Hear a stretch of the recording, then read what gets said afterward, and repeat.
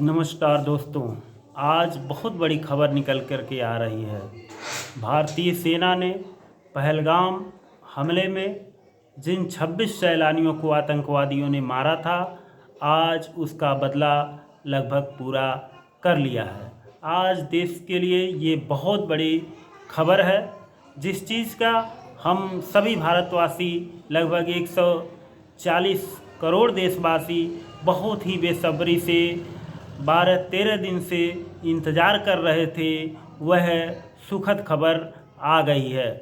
भारतीय सेना ने पाकिस्तान के अंदर घुस करके बहुत बड़ा स्ट्राइक किया है और उस स्ट्राइक में पाकिस्तान के अंदर आतंकवादियों के जितने भी अड्डे थे सबको तबाह करने का काम किया है। आतंकवादियों के चाहे अड्डे हों, चाहे कैंप हों, चाहे बंकर हों, चाहे प्रशिक्षण स्थल हों, भारतीय सेना अंदर घुस करके उन सबको भीषण रूप से तबाह करने का काम किया है। इसके लिए भारतीय सेना को तहे दिल से हम सलाम करते हैं, शाबाशी देते हैं और सभी हमें क्या पूरे भारतवासी भारतीय सेना को इस पराक्रम के लिए सलाम करते हैं।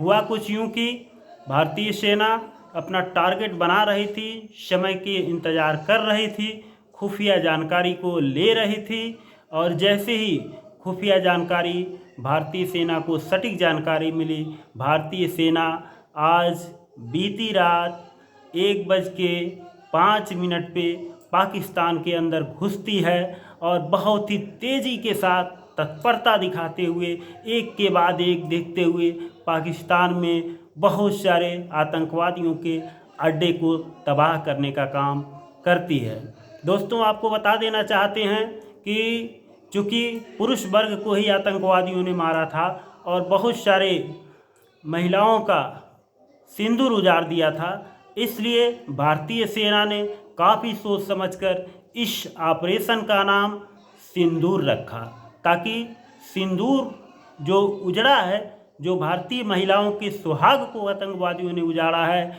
उसका बदला लिया जाए। और ऑपरेशन सिंदूर के तहत घुस करके पाकिस्तान के अंदर रात में 25 मिनट ऑपरेशन करके, यानी 1:05 से लेकर 1:30 तक 25 मिनट की जो शानदार जाबाजी भरी जानदार दिलेरीपूर्वक कार्रवाई की है हमारी भारतीय सेना ने, उसके लिए हम बहुत बहुत सलाम करते हैं। दोस्तों, अभी तो ये झांकी है, अभी तो ये ट्रेलर है, पिक्चर अभी बाकी है। अभी तो ये भारतीय सेना के द्वारा दिखाई गई झांकी है, पिक्चर अभी बाकी है। क्योंकि अगर पाकिस्तान ने दुस्साहस किया, इस हमले का जवाब देने का कोशिश किया, भारतीय सेना में घुसने का कोशिश किया या भारतीय सीमा में एक भी मिसाइल दागी, तो भारतीय सेना इतनी मिसाइलों का बौछार कर देगी कि पाकिस्तान तबाह हो जाएगा, बर्बाद हो जाएगा, नष्ट हो जाएगा। तो अब बात इस पर निर्भर करती है। अलर्ट कर दिया भारतीय सेना ने, उसने साफ कह दिया कि हमने इस ऑपरेशन में आतंकवादियों को मारा है, उनके अड्डों को नष्ट किया है, उनके कैंप को नष्ट किया है। हमने कोशिश किया है कि कोई आम नागरिक ना हताहत हो, आम नागरिक को ना नुकसान हो। लेकिन अगर इस ऑपरेशन का बहाना लेकर के पाकिस्तान की सेना अगर कोई कार्रवाई करती है, तो भारतीय सेना हर हाल में उसको छोड़ेगी नहीं। साथियों, हम सब लोग इंतज़ार कर रहे थे कि कब भारतीय सेना पहलगाम हमले की बदला लेगी, लेकिन हमें धैर्य बनाने रखने की ज़रूरत है। सेना जब कार्रवाई करती है तो इस तरह से कार्रवाई करती है कि निशाना अचूक हो, सटीक हो, हमारा नुकसान ना हो, दुश्मन का ज़्यादा से ज़्यादा नुकसान हो। जब तक दुश्मन संभले तब तक हम उसको तबाह करके अपनी सीमा में वापस आ जाएं। इसी फिराक में हमारी सेना थी और जब उसकी तैयारियां मुकम्मल हो गई, उसने सही सटीक समय चुना। जब पाकिस्तान में लोग सो रहे थे तो भारतीय सैनिकों ने उस समय पाकिस्तान में घुस करके उनको मारने का काम किया, उनके अड्डे को तबाह करने का काम किया। और ये सूचना, सबसे बड़ी बात यह है कि ये सूचना भारतीय सेना जिन लोगों के माध्यम से प्रेषित की, उसमें भारतीय थल सेना के सोफिया कुरैशी थीं और विंग कमांडर व्योमिका सिंह थी।